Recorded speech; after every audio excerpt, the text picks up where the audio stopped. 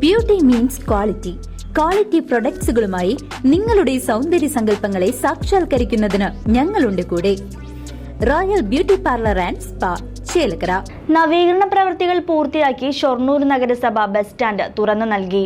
നഗരസഭ അധ്യക്ഷൻ MK ജയപ്രകാശ് നവീകരിച്ച ബസ് സ്റ്റാൻഡിന്റെ ഉദ്ഘാടനം നിർവഹിച്ചു.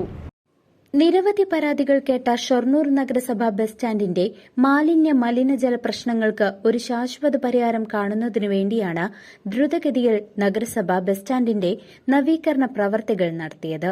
കഴിഞ്ഞ മഴക്കാലത്ത് ബസ് സ്റ്റാൻഡിൽ മലിനജലം കെട്ടിക്കിടക്കുന്നത് നിരവധി പരാതികൾക്ക് വഴിയൊരുക്കിയിരുന്നു.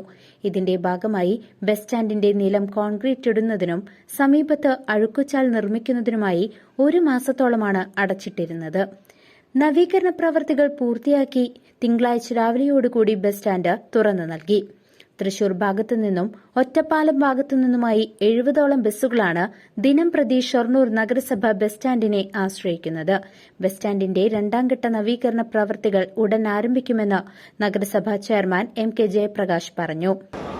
കഴിഞ്ഞ വർഷത്തെ പ്രോജക്റ്റിൽ വെച്ച് അതിന്റെ പണി പൂർത്തിയാക്കി ഉദ്ഘാടനം ചെയ്തു. 2ാം ഘട്ട പ്രവർത്തിക്ക് വീണ്ടും നമ്മൾ 20 ലക്ഷം രൂപ വെക്കുന്നുണ്ട്. ഇതോടുകൂടി നഗരസഭയിൽ ബസ് സ്റ്റാൻഡ് ബസ് കാത്തു നിൽക്കുന്നവർക്ക് ആ ഭാഗം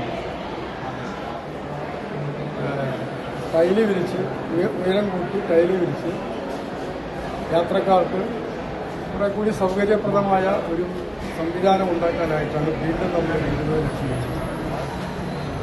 അത് പൂർത്തിയാകുന്നതോടുകൂടി നഗരസഭയുടെ ബസ് സ്റ്റാൻഡിലെ പ്രവൃത്തി ആളുകളുടെ സൗകര്യം നല്ല രീതിയിൽ വർദ്ധിപ്പിക്കാനായിട്ട് സാധിക്കും.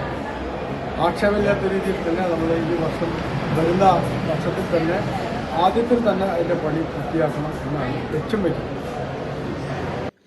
നഗരസഭയുടെ 10 ലക്ഷം രൂപ വിനിയോഗിച്ചാണ് ബസ് സ്റ്റാൻഡ് കോൺക്രീറ്റ് ചെയ്ത നിലവും മലിനജല ചാലും പൂർത്തിയാക്കിയത്. സംസ്ഥാന സർക്കാരിന്റെ ബജറ്റിൽ നിന്നും 1 കോടി രൂപ വിനിയോഗിച്ചാണ് ഷൊർണൂർ ബസ് സ്റ്റാൻഡിനകത്ത് മലിനജല ശുദ്ധീകരണ പ്ലാന്റ് പൂർത്തിയാക്കിയത്. News desk CCV.